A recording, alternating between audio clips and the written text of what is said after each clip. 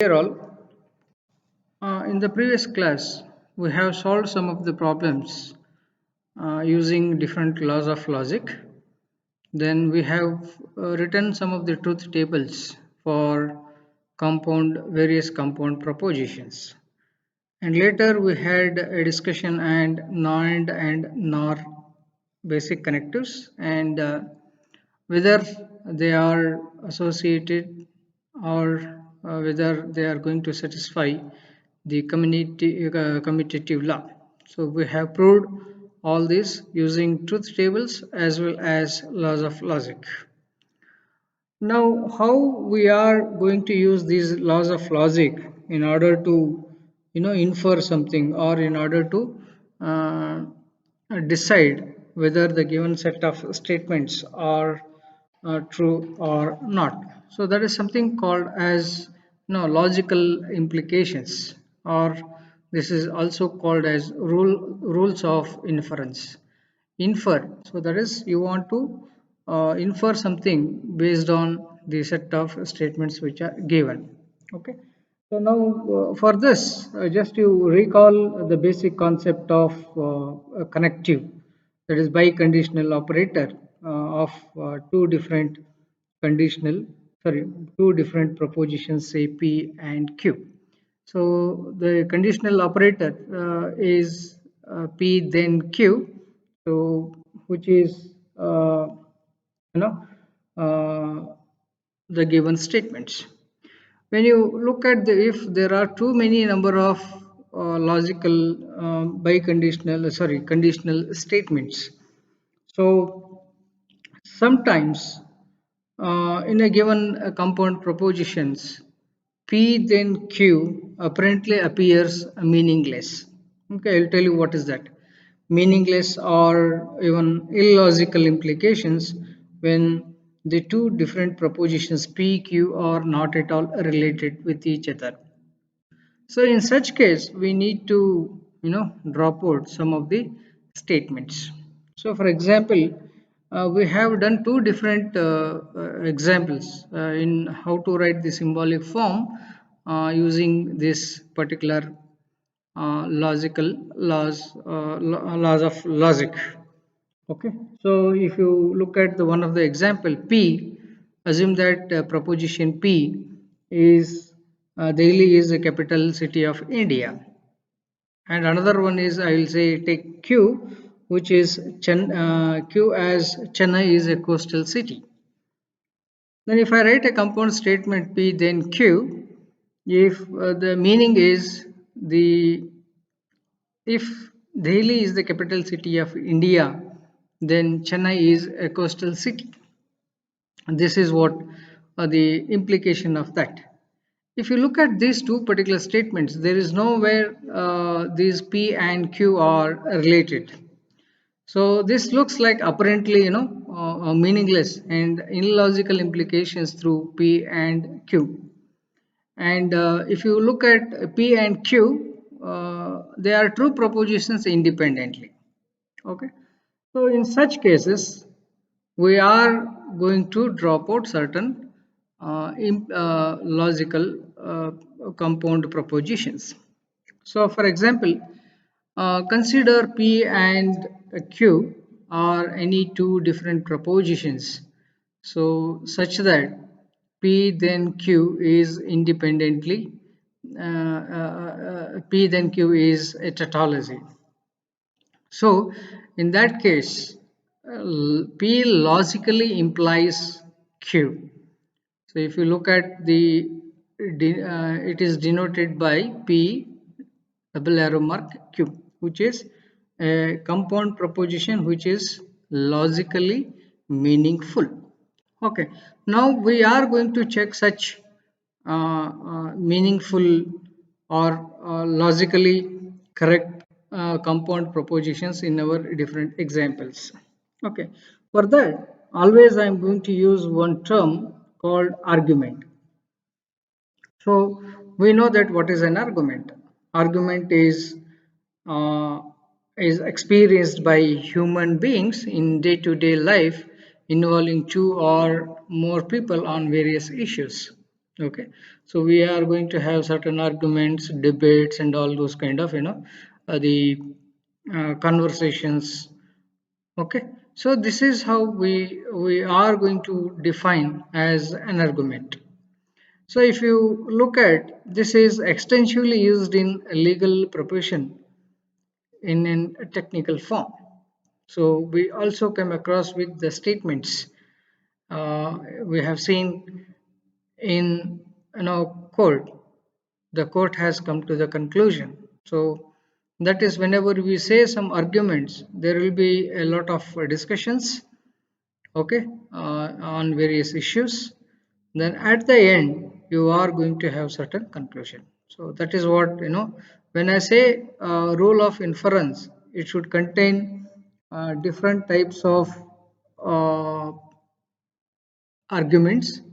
Then finally it should also include what should be the final conclusion. Okay, so now we will see like in laws of logic or in mathematical logic how we are going to use these logical implications. Okay, now if you look at, so let p1 p2 p3 up to Pn be the set of different propositions. Okay, and Q also be another proposition. Then the compound proposition P1 and P2 and P3 up to Pn, then Q. Then Q is called as an argument. So, so you will have a conclusion. So that is Q. That is say Q. Okay, we will see here. When I write here in this particular statement, P1, P2, P3 up to Pn, they are called as premises, and Q is called as a conclusion. Okay, conclusion of the particular argument. Now, in general, I am going to write down all this set of premises and the conclusion in the tabular column like P1, P2, P3 up to Pn. So this is therefore, okay, that is SQ, which is a conclusion of this particular argument. Now, if you look at the argument is said to be valid, is said to be valid if all P1, P2, P3 up to Pn are true, then Q is also true. So all should be true. So now if I write P is equal to P1 and P2 and P3 up to Pn, the argument P then Q is said to be valid argument if P logically implies Q, and which is denoted by this particular symbol. Or in other terms, I can say that P then Q is an valid argument if P then Q is a tautology. That is, all this then Q is said to be a valid argument if you get P then Q is a tautology. Okay, so these are called as the different premises and the conclusion, and we are going to use certain basic rules of inference for justifying or for denying particular validity of an argument. So we need to either accept or deny. So this is based on certain rules of inference. So these are all also very important rules which you need to remember. So given certain set of statements, you need to convert those statements into symbolic form. Then you have to apply these different laws. of inference, or you can call it as rules. Okay, the we'll see different rules of inference. The first one is P and Q logically implies P, so which is called as conjunctive simplification. The second one is P or Q logically implies disjunctive amplification, and the third one is very important, which is uh, P then Q and Q then R. If at all, if you get this, you can replace this entire uh, proposition by P then R. This is called as syllogism, law of syllogism. Then the fourth one is P and inside bracket P then Q, it logically implies say P. So this is another one. It is affirm rules or modus ponens. Modus ponens is the rule name. So next is fifth one, which talks about a negation of Q and P then Q is logically implies negation of say P. So this is another one to deny or modus tollens. So these are all five important rules which talks about the logical implications. Now there are another five different rules which are negation of P then Q is say P. Okay, so negation of P then Q, I can write it as say P. At the same time, and another rule is negation of P then Q is same as negation of Q, and the third one, negation of P and P are sec Q, so which is again sec Q. So now what you can do is like all these different implications can be established using truth tables. Okay, so now we are going to solve some of the problems how we are going to use these particular rules to infer certain results. Okay, so next is see, this is how the very interesting part, how you are going to solve the problem or how you are going to justify. The example one, test the validity of following arguments.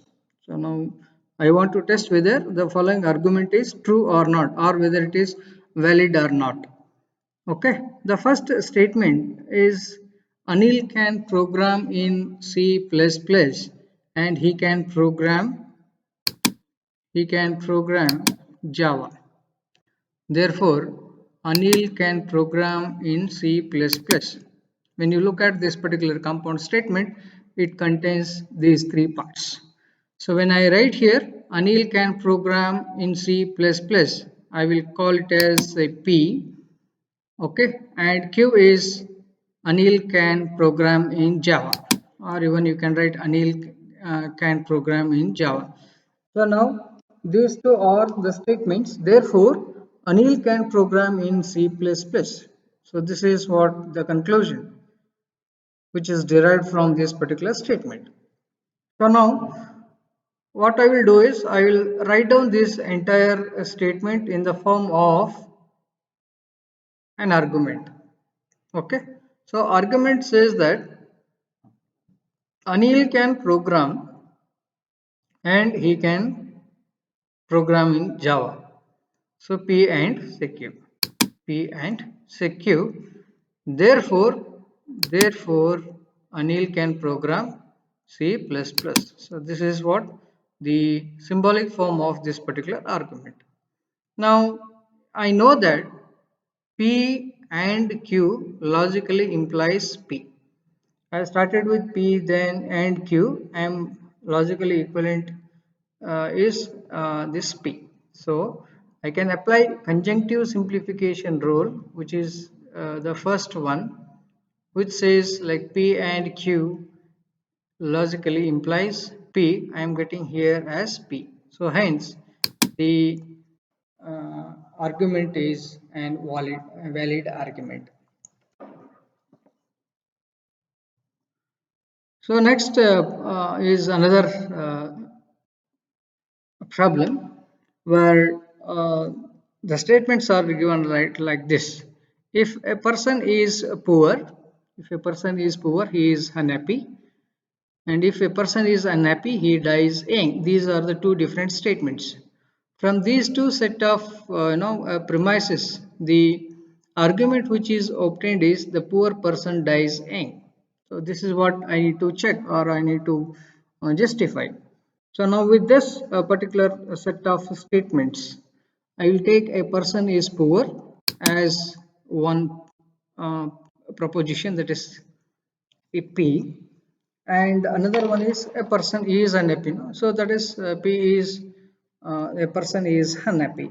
So this is the second one I have taken, and the third one is the person, a poor person dies young. So poor person dies young. So these are all three different the propositions I have written. So now the argument which can be written as if a person is poor, then he is unhappy. So P and Q. So I will write P and so P then Q. Then if a person is unhappy, if a person is unhappy, that is Q, then he dies young. So that is Q then R. So now with these two I can write P then Q, Q then R is P then R. Or here already the poor person dies young, so accordingly I can write this. But if you apply rule of syllogism as per the rules of inference, P then Q and Q then R, which is logically implies P then R, P then R. So with this I am getting here also P then R. With this particular statement I can say that the given argument is an valid argument.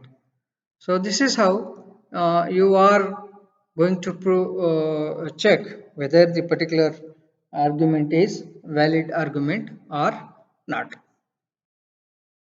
We'll see with another problem. Check whether the following is an valid argument or not. So we have to check whether given statement argument is valid or not.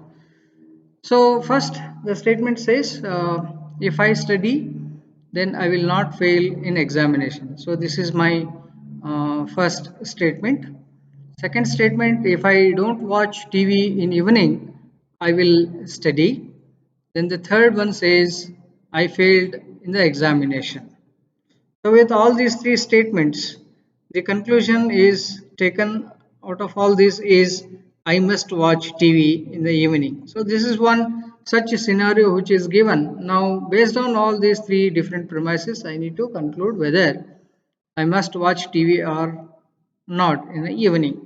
So if I obtain same with applying rules of inference, then I can say that yes, it is a valid argument. Otherwise, I cannot say it is a valid argument. Now, first I will write the premises. That is, if I study, so that is I study, I will take it as P. I will take another one is Q. I will fail in the examination, that is Q. I will fail in the examination. So later I will find the negation of it, which will give you I will not fail in the examination. Then R is I watch TV in the evening. I watch TV in the evening. That is R. Now, based on these three different premises, I will write if I study, then I will not fail in the examination. If I study, I will not fail in the examination. So, how we are going to write this? This is uh, I can write there is okay, I can write it like P then negation of q. There should be, it is a negation symbol. Okay, so that is p negation of q. Okay, so the first statement is p negation of q. The second statement, if I don't watch TV, so here negation of r, then I will study, that is p. This is how I am going to write the second statement. So third one is I failed in the examination. So that is what I will write it as q. Now with this, the conclusion is taken out from all this is I must watch TV in the evening, which is R.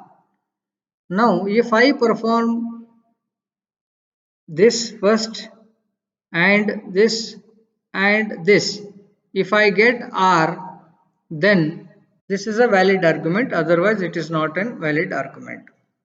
Okay, so now we will see like how we are going to show this. Okay, now if you look at here, negation of r then p, so here somewhere it is p then q. So now if I write a statement which is like q, since p is there, either p then q then r format.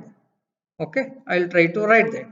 So that is q then p, I will try to write in that particular format, so then so that I can apply law of syllogism. Now if you look at p then q, I know that the contrapositive of p then q is negation of q then negation of p. Okay, so this is a contrapositive statement of p then q. Now similarly, what I need to write is P or negation of Q I need. So that is P then negation of Q. Again if I apply the contrapositive here, so what I am going to get is negation of negation Q then negation of P. In these two cases I have identified the contrapositive statement. So now equivalently P then Q, P then Q, sorry, P then negation of Q, P then negation of Q is a Q then negation of P. So here I have applied double negation. Okay, so now what I am getting is P then Q is same as Q then negation of P. Okay, so now similarly for another one, second one, R then negation of R then P. Again apply the contrapositive. What I will get here is negation of P, then negation of negation is this. So which is negation of R then P is same as negation of P then it is R. Sorry, it is only R. So negation of P then R. Negation of P then R. I am getting this.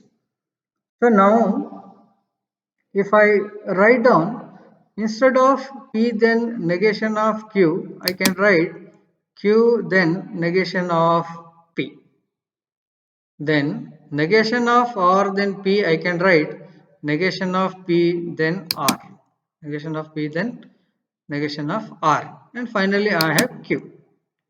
So now if you look at rules of syllogism, says that P then Q, Q then R, directly I can write P then R. So if I apply this particular statement here, Q then negation of R I will get. Q then negation of R I am going to get by applying the particular law. So Q then negation of P, and so since it is okay, Q then negation of P and negation of P and negation of R, which I am going to get it as Q then R. Now with this I got Q then R, then and Q and Q. So also it's another rule. I will compare this. like Q then R and R with is R. So that is a rule.